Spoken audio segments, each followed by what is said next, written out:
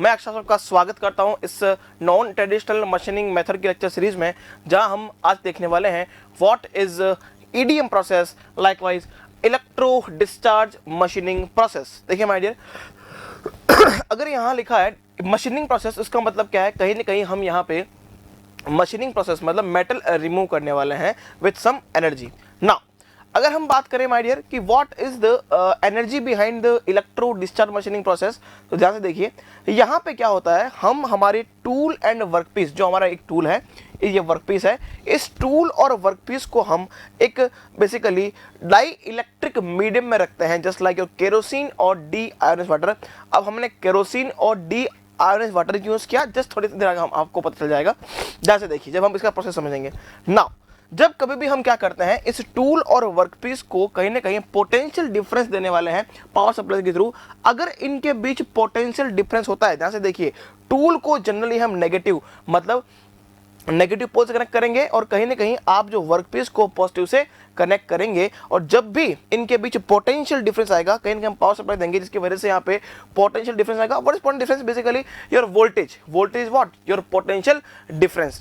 Okay, so मतलब electron कितना जल्दी ही मतलब ट्रेवल कर सकता है, उसको कितनी एनर्जी चाहिए होती है कहीं ना कहीं उसको ट्रेवल करने में, वही क्या है आपका वोल्टेज है, उसे हम पोटेंशियल डिफरेंस कहते हैं। As simple as that. Now हम अगर बात करें तो अगर यहाँ पे पोटेंशियल डिफरेंस आता है, तो जब हम यहाँ पे टूल को नेगेटिव से कनेक्ट किया है और कहीं ना कहीं वर्क जॉब को पॉजिटिव से कनेक्ट किया है माय डियर, तो होगा क्या?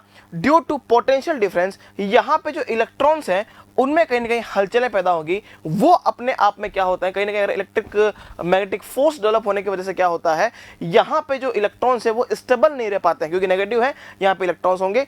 अगर ये इलेक्ट्रॉन्स अपने आप को स्टेबल महसूस नहीं कर पाए तो कहीं ना कहीं यहाँ से बाहर निकलने की कोशिश करते हैं। मतलब इस टूल से क्या होगा, आपके इलेक्ट्रॉन्स बाहर निकलना शुरू होंगे। और माय डियर, जब ये तब निकलना शुरू होंगे जब इतना एनर्जी इनके ऊपर लग जाएगा कि इन इलेक्ट्रॉन के बीच में जो बॉन्डिंग कैपेसिटी है, इसे बोलते हैं वर्क फंक्शन, वो अगर कम हो जाए और कहीं ना कहीं आपका जो इलेक्ट्रोमैग्नेटिक फोर्स है वो ज्यादा हो जाए। Due to this my dear क्या होगा, आपका इस टूल से इलेक्ट्रॉन निकलना शुरू होंगे और कहीं ना कहीं वो जो इलेक्ट्रॉन है वो वर्कपीस की तरफ इंपार्ट करना शुरू होते हैं। अब ध्यान से देखिए, अब जैसे ही आपके इलेक्ट्रॉन यहाँ से निकलना शुरू हुए, वो टकराए इस डाई इलेक्ट्रिक मीडियम के आयंस के साथ। ध्यान से समझिएगा, मतलब जैसे ही आपके इलेक्ट्रॉन्स इस टूल से निकलना शुरू हुए और जब टूल से निकलना अपने इलेक्ट्रॉन शुरू होगा, तो कहीं ना कहीं वो इस डाई इलेक्ट्रिक में उपस्थित जो आपके आयंस हैं उससे कोलिजन करना शुरू होते हैं।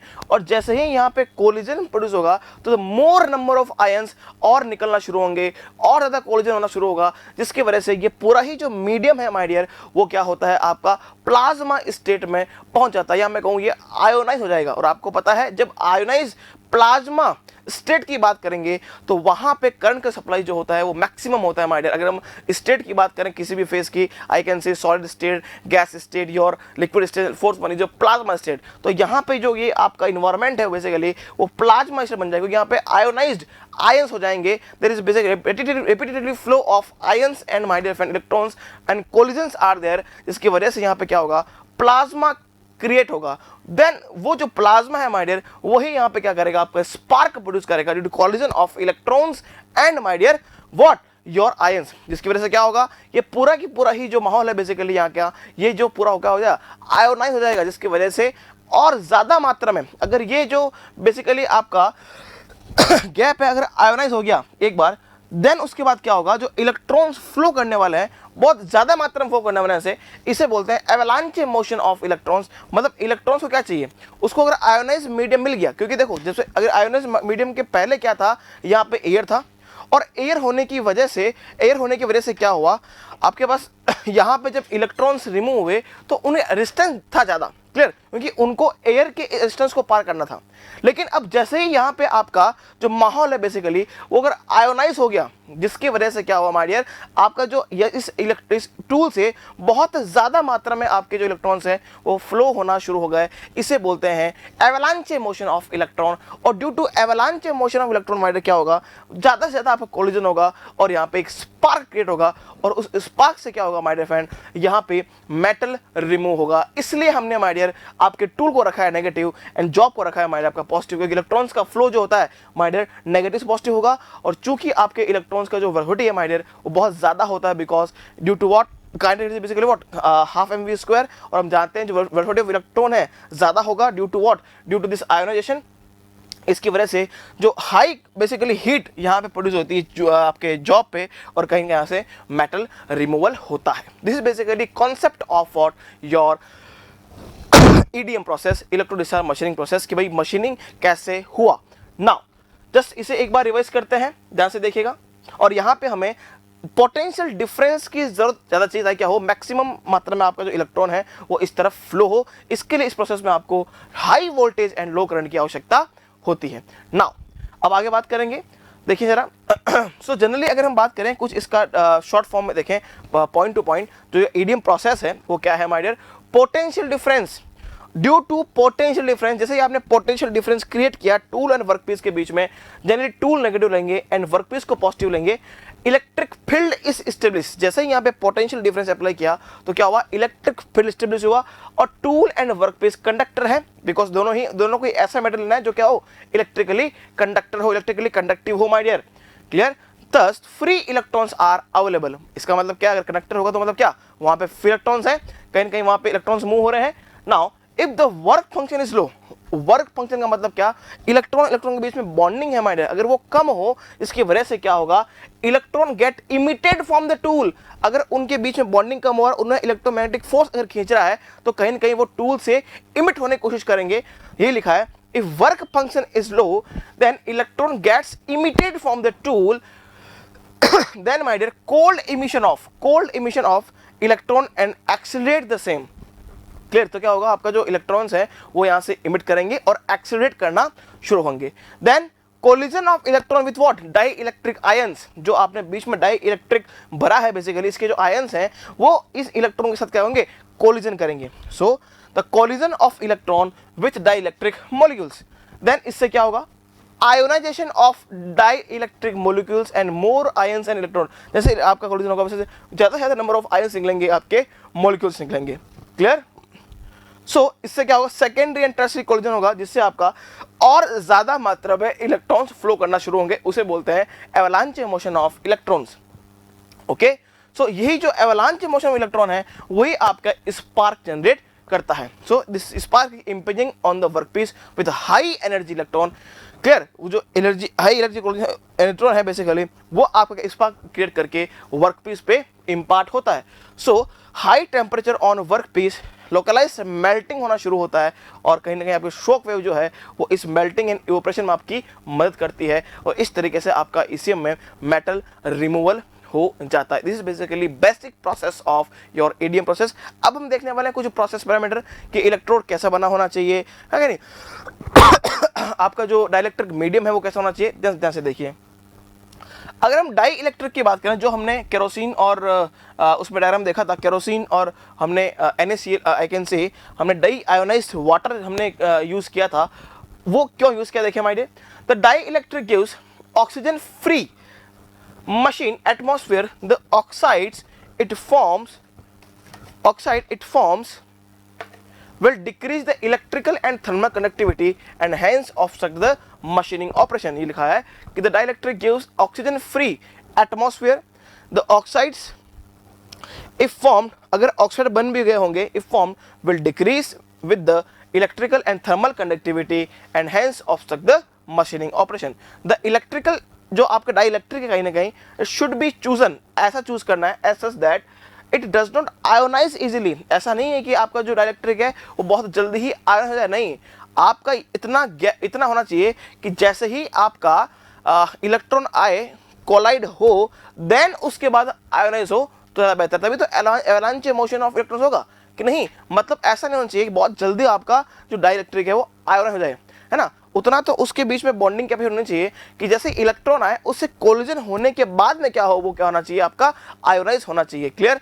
सो the dielectric should be chosen as that, such that it does not ionize easily, so that it does not easily break down, but it should be able to ionize under high electric field so as to create the plasma, है कि नहीं। आपका जो basically dielectric है वो ऐसा भी नहीं है कि जल्दी आने हो जाए, और ऐसा होना चाहिए कि but basically high electric force के कारण क्या इलेक्ट्रॉन जो निकल रहे हैं जिससे क्या हो वो कोलाइड करके भी प्लाज्मा आपका बना दे, है ना। सो इसलिए हम क्या करते हैं, generally kerosene and deionise water are usually use as dielectric. जैसे अगर आपने मान लीजिए डी आयोनाइज वाटर ना लेके अगर टैप वाटर यूज कर लिया, उसमें बहुत सारे आपके मिनरल्स होते हैं माइनस की वजह से वो क्या होता है बहुत जल्दी आयोनाइज हो जाएगा, इसलिए हमने क्या किया है डी आयोनाइज वाटर हमने यहाँ पे यूज किया है। ये लिखा है tap water cannot be used as it contains many minerals and their ions, hence it ionizes too early। Clear, हम नहीं चाहते कि आपका जो डाइलेक्ट्रिक है वो बहुत जल्दी ही क्या हो जाए आयोनाइज हो जाए। नाउ अब हम बात करेंगे कुछ प्रोसेस पैरामीटर्स का। जैसे अगर हम बात करें थर्मल कंडक्टिविटी, अगर टूल की थर्मल कंडक्टिविटी ज्यादा है तो कहीं ना कहीं वो उस पर्टिकुलर हीट को पास कर देगा, टूल वियर क्या होगा आपका कम होगा। क्लियर, और यहीं अगर वर्कपीस की बात करें तो वर्कपीस का थर्मल कंडक्टिविटी कम होना चाहिए ताकि वो उस पर्टिकुलर हीट को सहन कर पाए और कहीं ना कहीं मेल्टिंग कर पाए, है कि नहीं। अगर वो बेसिकली टूल जो हीट स्पार्क से जो हीट मिल रहा है अगर जल्दी ही उस वर्कपीस उसको निकाल दिया, उसको अंदर नहीं रखा, तो कहीं ना कहीं आपका मेल्टिंग एंड इवोपोरेशन नहीं हो पाएगा। मतलब क्या हुआ, अगर थर्मल कंडक्टिविटी की बात करें तो आपका एमआरआर ज्यादा करने के लिए कहीं ना कहीं वर्कपीस का थर्मल कंडक्टिविटी क्या होना चाहिए कम होना चाहिए, और टूल वियर अगर हमें कम करना है इसके लिए क्या होना, टूल का जो थर्मल कंडक्टिविटी ज्यादा होना चाहिए, क्या हो आपका ज्यादा ज्यादा गर्म ना हो, है ना, कहीं ना कहीं वो ब्रेक आपको ब्रेक ना हो। Okay, so thermal conductivity of tool is basically more, but thermal conductivity of workpiece should be low as possible so that MRR will be high। now अगर हम बात करें स्पेसिफिक हीट कैपेसिटी की बात करें तो टूल का जो स्पेसिफिक हीट है वो ज्यादा होना चाहिए ताकि आपका टूल वियर कम हो, एंड वर्कपीस का जितना कम हो उतना अच्छा है ताकि MRR क्या हो ज्यादा से ज्यादा हो। Clear, so this is same as the thing, मतलब क्या हो गया आपका थर्मल कंडक्टिविटी और स्पेसिफिक हीट कैपेसिटी की बात करें दोनों ही टूल में ज्यादा होनी चाहिए और वर्कपीस में कम होना चाहिए, क्या हो आपका टूल वेयर कम से कम हो और एमआरआर क्या हो ज्यादा से ज्यादा हो। क्लियर, नाउ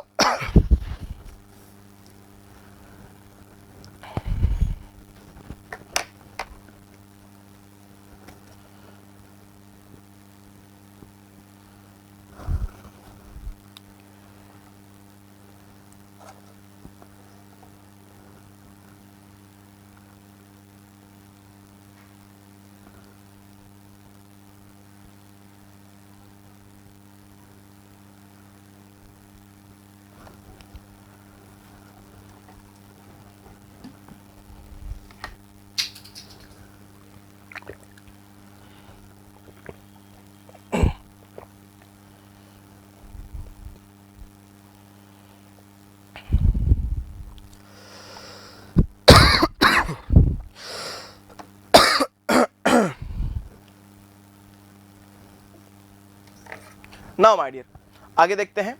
अगर हाई थर्मल कंडक्टिविटी की बात करें तो tool and workpiece both should be high होना चाहिए, इलेक्ट्रिक कंडक्टिविटी होना चाहिए। Clear, so this is basically third high electrical conductivity होना चाहिए my dear, tool and workpiece both should have electrical, तभी तो आपका करंट पास करेगा, है कि नहीं। अगर आपका इलेक्ट्रिक कंडक्टिविटी नहीं होगा तो कहीं ना कहीं आपका यहाँ पे करंट पास ही नहीं करेगा, पोटेंशियल डिफरेंस क्रिएट नहीं होगा। तो टूल एंड वर्कपीस दोनों का ही आपका कहीं ना कहीं इलेक्ट्रिकल कंडक्टिव होना बहुत बहुत जरूरी है। Is it clear, now melting point temperature की बात करें तो high melting point temperature of tool so that less tool wear, because local temperature achieved in EDM is approx 10,000 degree Celsius. ऐसा नहीं हो कि आपके टूल का जो मेल्टिंग पॉइंट टेम्परेचर वो क्या हो कम हो, टूल का जो मेल्टिंग पॉइंट टेम्परेचर है माय डियर वो मैक्सिमम से मैक्सिमम होना चाहिए क्या हो आपका टूल जल्दी से वियर ना करे। नाउ अगर हम बात करें tool have good machinability, okay, tool material की बात करें तो there basic some tool materials are there like copper, oxygen free copper, इसे बोलते हैं अपन killed copper, brass, copper tungsten alloy, है ना, जिसका बेसिकली क्या हो आपका मेल्टिंग पॉइंट टेम्परेचर क्या हो ज्यादा से ज्यादा हो, एंड ग्रेफाइट। तो they are basically process parameters of tool and workpiece. Please take the screenshot of the same.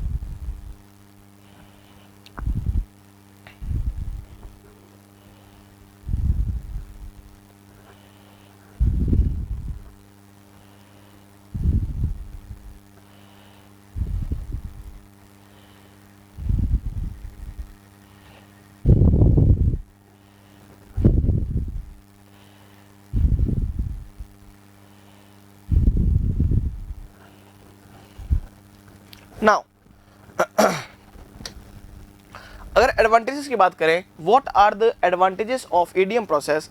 So irrespective of strength and hardness, any electrical conductive, भले आपका स्ट्रेंथ हार्डनेस सही हो, अच्छा हो, कोई दिक्कत नहीं है, बस इलेक्ट्रिकल कंडक्टिव होना बहुत जरूरी है my dear.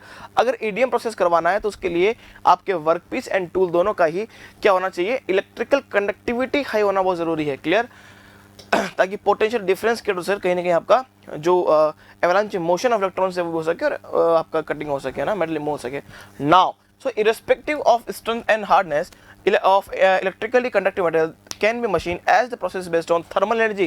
Basically spark produce होने से हुआ क्या, कहीं ना कहीं आपकी हीट प्रोड्यूस हुई और उस हीट से क्या हुआ माय डियर, आपका मेटल रिमूव हुआ। तो कहीं ना कहीं ये आपका थर्मल एनर्जी प्रोसेस है। हमने यहाँ पे थर्मल एनर्जी को यूज करके आपका मशीनिंग करने की कोशिश की है, ध्यान रखिएगा। इसी में क्या था, आपका केमिकल एनर्जी था और यहाँ पे क्या है, थर्मल एनर्जी है। बिल्कुल, as there is no tool work connection, बिल्कुल सही है। यहाँ पे टूल एंड वर्कपीस के बीच में कोई कनेक्शन नहीं है, इसलिए there is no feed mark and chatter on the workpiece as well as tool. There is no force involve, hence intricate and fragile components can be easily machined. यहाँ पे क्या है, आपके पास कोई भी वर्क आपको फोर्स देना नहीं है, कुछ भी देना, आप कहीं ना कहीं आप फ्रेगाइल और कहीं आपको वर्कपीस और टूल के बीच में डायरेक्ट कांटेक्ट भी नहीं है, तो कमजोर से कमजोर आप बेसिकली टूल या वर्कपीस को भी मशीन कर सकते हैं with EDM process. Now, if I talk about limitations, what are the limitations of EDM process? सबसे पहला जो इसका लिमिटेशन है माय डियर वो ये है, the wear rate on the tool is higher, sometimes it may be need to use more than one electrode to finish the job। कहीं ना कहीं कभी कभी क्या होता है, जो वियर ऑफ टूल है, basically the wear rate of tool है, okay, the wear rate of tool है माय डियर, वो क्या होता है, कभी कभी ज्यादा हो जाता है। इसके लिए हमें जरूरत पड़ती है कि कहीं ना कहीं हम एक से ज्यादा टूल का भी इस्तेमाल करें। क्लियर? क्योंकि जब आपका एवलांच मोशन वगैरह होता है तो कहीं ना कहीं टूल का जो स्ट्रेंथ है, या मेरे को हाई टेम्परेचर, क्योंकि उस पर्टिकुलर अगर मैं बात करूं यहाँ पे अगर ये प्रोसेस हो रहा है, जैसे देखिएगा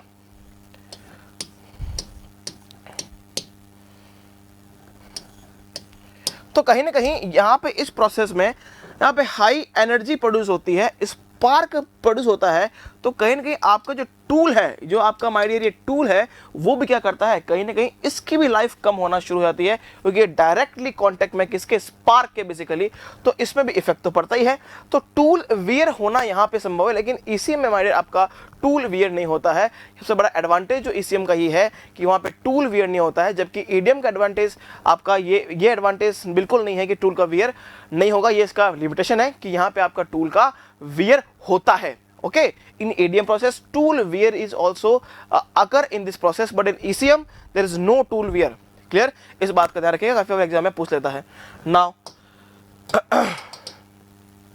the second limitation is as there is no tool work context, just पढ़ लिया हमने, so limitation पढ़ रहे थे। Now, only electrically conductive metal can be machine. सबसे बड़ी बात यहाँ पे हम देखते हैं कि ओनली जो इलेक्ट्रिकल कंडक्टिव मेटल होंगे वही इस प्रोसेस के लिए एप्लीकेबल होंगे, बिकॉज वही, अगर इलेक्ट्रिक कंडक्टिव नहीं हो तो कहीं ना कहीं आपका इलेक्ट्रॉन फ्लो नहीं होगा और ये मोशन होना पॉसिबल ही नहीं है, ये प्रोसेस होना पॉसिबल ही नहीं है।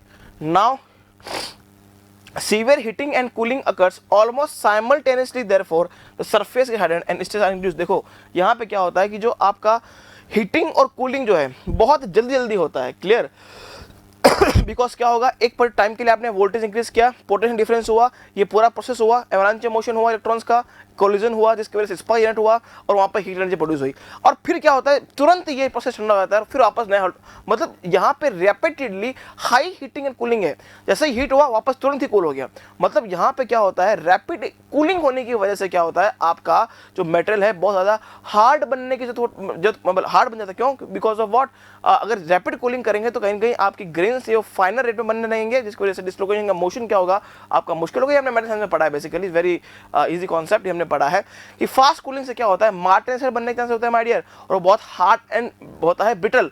तो ध्यान रखिएगा, ये कहीं ना कहीं यहाँ पे हमें एक सीवियर इफेक्ट देखने को मिलता है, because severe heating and cooling occurs almost simultaneously, therefore the surface get harden and हम कह सकते हैं ब्रिटल, जिसकी वजह से आपका जो सरफेस है उसमें स्ट्रेसेस भी बढ़ जाएंगे। नाउ यहाँ पे जो मशीनिंग एनर्जी है वो क्या है, आपका हाई है लेकिन लेसर देन ईसीएम। ईसीएम में आपकी मशीनिंग जो एनर्जी होती है ज़्यादा होती है, लेकिन यहाँ पे क्या है, आपका ज़्यादा है लेकिन ईसीएम से कम है। तो these are the basically limitations of your EDM process. Now अगर हम एप्लीकेशन की बात करें my dear, what are the application of EDM process? So die वगैरह बनाने के लिए काम करते हैं, die shrinking, micro hole drilling, अगर छोटे छोटे होल में अगर आपको ड्रिलिंग करना है then you will apply with your EDM process, micro hole drilling and intricate shape cutting. Clear? Since the cut surface is a replica of the tool, ये तो है ही है, मतलब कहीं ना कहीं क्या होगा, आपका जो सरफेस है ना, जो वर्कपीस पे सरफेस बना रहे हो वो कहीं ना कहीं आपका रेप्लिका ऑफ टूल होने वाला है, जैसे as like in ECM process. Now complex surface we can also machine from this process also produces surface which can use in bearing application में भी आपका EDM प्रोसेस काम आता है।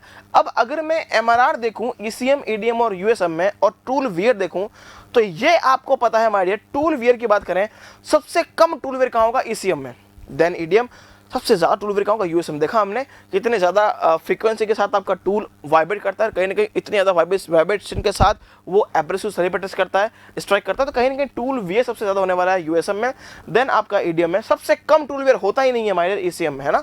और ECM और EDM की बात करें तो दोनों में सही डिफरेंस क्या है माय डियर, कि EDM में आपका टूल वियर होना संभव है लेकिन ECM में टूल वियर नहीं होता है। और दोनों की ही बात करें, दोनों में ही वर्कपीस और टूल दोनों को ही आपका इलेक्ट्रिकल कंडक्टिव होना जरूरी है।